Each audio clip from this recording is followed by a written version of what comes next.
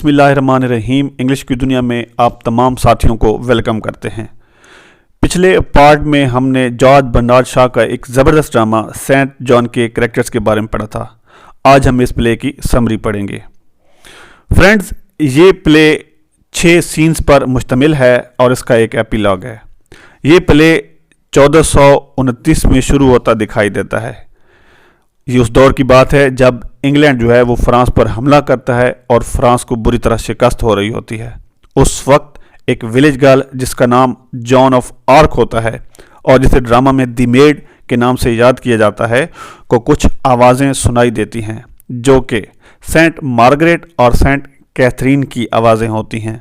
जिनकी बुनियाद पर ये लड़की जो है कैप्टन रॉबर्ट को मिलना चाहती है। आगे से जो कैप्टन रॉबर्ट होता है वो मिलने को तैयार नहीं होता, उसे मिलने के लिए राज़ी नहीं होता और जब वो उसे मिलती है तो वो कैप्टन रॉबर्ट जो है वो इससे बड़ी अजीब मंतक से बातें करता है, अजीब किस्म की बातें करता है कि उसकी मुर्गियां जो है उन्होंने अंडे देना छोड़ दिए हैं और उसकी गायों ने जो है वो दूध देना बंद कर दिया है। इसके अलावा जॉन जो है फिर भी उससे अपनी बात जिस मकसद के लिए वो गई थी वो पूरी करती है और उसे कहती है कि वो उनकी मदद करना चाहती है, लेकिन उसके लिए उसे कुछ घोड़े और आर्मी पर्सन्स फराहम किए जाएं, उसे कुछ जो है वो मैन पावर दी जाए क्योंकि और उसके बाद वो कहती है कि मैंने आगे डूफिन से भी मिलना है। अब डूफिन कौन है? डूफिन जो है ये फ्रांस का होने वाला बादशाह है।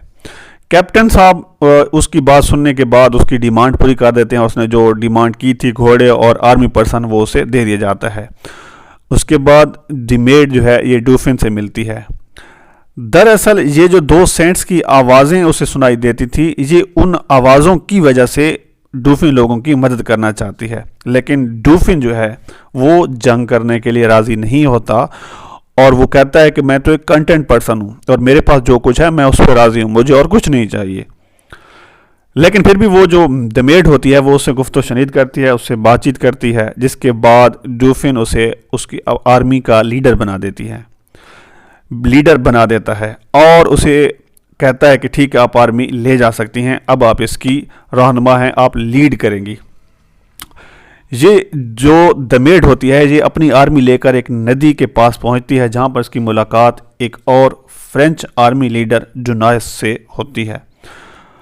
और ये जब डुनायस को मिलती है तो उसे कहती है कि आप इंग्लिश आर्मी पे अटैक कर दो। डुनायस वो भी आगे से बहाना बनाता है कि अभी हम अटैक नहीं कर सकते क्योंकि हवा जो है वो मुखालिफ सिमत में चल रही है और मतलब हमारी फेवर में नहीं है, लेकिन वो जो द मेड होती है वो ज़बरदस्ती अटैक करने का कहती है और जो ही ये लोग अटैक करते हैं तो हवा उनकी फेवर में हो जाती है और इंग्लिश फोर्सेस हारना शुरू हो जाती हैं, पीछे हटना शुरू हो जाती हैं। तो इंग्लिश फोर्सेस जो है जब जो ही वो हार जाती हैं या हार रही होती है तो उनका जो कमांडर होता है जिसका नाम वार्मिक होता है वो कहता है कि ये जो द मेड है दरअसल ये कोई ऐसी वैसी औरत नहीं है, ये तो कोई चुड़ैल टाइप है, ये कोई चुड़ैल है, ये कोई बला है क्योंकि हमें तो बगैर जादू के हराया भी नहीं जा सकता।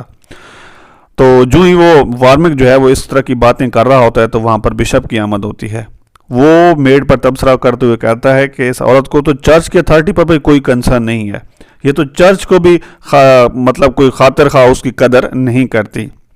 और चर्च को भी नहीं मान रही। वार्मिक जो है वो कहता है कि अगर ये लोग अपने फ्यूडल लॉर्ड्स को प्लेज करने के बजाय डायरेक्ट बादशाह को प्लेज करेंगे तो फ्यूडल सिस्टम ही खत्म हो जाएगा, जो फ्यूडल लॉर्ड का जो निज़ाम है वो खत्म हो जाएगा।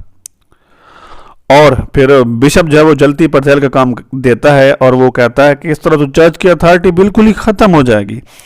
अब दरअसल ये जो दोनों बिशप हो गया और वार्मिक हो गया, इन्हें इंग्लैंड और फ्रांस से कोई मतलब नहीं है, कोई सरोकार नहीं है, ये तो सिर्फ फ्यूडल सिस्टम जो है ये उसकी बका चाहते हैं। इस तरह बिशप और वार्मिक जो हैं वो फैसला करते हैं कि द मेड को फांसी की सज़ा होनी चाहिए और दूसरी तरफ द मेड जो है वो मतलब अपनी फौजों के साथ आगे बढ़ती जाती है और जब वो जीत जाते हैं तो डूफिन जो है वो बादशाह बन जाता है। फिर जो मेड होती है वो बादशाह को कहती है कि वो पेरिस पर हमला कर दे। डूफिन हमला करने से मदद करता है और फिर वो कैप्टन डुनाइस से मिलती है तो कैप्टन डुनाइस जो होता है वो भी मजीद कहता है कि हम सॉरी अब मजीद हमला नहीं कर सकते क्योंकि हमारे जो आर्मी मैन हैं वो अब थक चुके हैं, इसलिए हम हमला नहीं कर सकते। तब जॉन अपना मशहूर ज़माना जुमला बोलती है कि saints have always stood alone, कि सेंट्स जो होते हैं वो हमेशा मैदान में अकेले ही लड़ा करते हैं। अगर जो उसे अकेले लड़ने से मना किया जाता है, लेकिन वो बाज नहीं आती और वो कहती है कि नहीं, मैं अकेले ही लड़ूंगी। और मुसलसल 9 महीने लड़ने के बाद द मेड को इंग्लिश आर्मी जो है वो गिरफ्तार कर लेती है और उसे कहा जाता है, इंग्लिश आर्मी अब द मेड को क्या कहती है कि आपको जो 2 आवाज़ें सेंट कैथरीन और सेंट मार्गरेट की आती थीं, वो जो 2 आवाज़ें आती थी उनकी अथॉरिटी बताओ। अब मसला ये था कि उनकी आवाज़ें आती थी, ठीक है, वो सामने नहीं आते थे। तो चूंकि वो उसकी अथॉरिटी में कन्फ्यूजन थी, वो नहीं बता सकती थी, तो ये लोग जो है उसे कहते हैं कि आप तस्लीम करो, द मेड को कहते हैं कि आप तस्लीम करो कि वो जो आवाज़ें थी वो सैटन की आवाज़ें थी। और उसे ज़बरदस्ती एक लेटर लिखवाने की भी कोशिश करते हैं कि ये आवाज़ें सैटन की थीं, जिससे द मेड इनकार कर देती है और वो कहती है कि नहीं, वो सैटन की आवाज़ें नहीं थीं, बल्कि वो सेंट कैथरीन और सेंट मार्गरेट की ही आवाज़ें थीं। जिस पर उस औरत को, द मेड को, द जॉन ऑफ आर्क को ज़िंदा जला दिया जाता है। जबकि अच्छा, एक और चीज़ भी बताता चलूँ कि वो लोग ये सोचते हैं कि वो एक विच है, एक बदरू है, तो उनका एक थ्योरी, वो समझते हैं, ये ख्याल करते हैं कि उनके जो विचेस होते हैं जब उनको जलाया जाता है उनका दिल नहीं जलाया जाता, तो वो द मेड का दिल निकाल लेते हैं। तो यहाँ पे फिर ड्रामा का जो है वो एंड होता है उसे मारने के बाद। तो इस ड्रामे का जो एपीलॉग होता है, 25 साल बाद इसका एपीलॉग आता है, जिसमें पता चलता है कि कोर्ट के बकौल जॉन जो है, मतलब जॉन ऑफ आर्क, वो मासूम है, उसे मासूम करार दे दी जाता है और डूफिन लोग जो हैं वो कसूरवार ठहराए जाते हैं। इसके बाद 1920 का ज़माना आता है जब जॉन को चर्च एक सेंट के तौर पर ले लेता है, जबकि सेंट में ये खसूसियत पाई जाती है कि वो किसी भी शख्स के सामने ज़िंदा के तौर पर आ सकते हैं और उनसे कुछ भी पूछ सकते हैं। तो ये भी आवाम के सामने जो है वो सेंट जॉन जो है वो आवाम के सामने ज़िंदा के तौर पर आती है और लोगों से पूछती है कि क्या मैं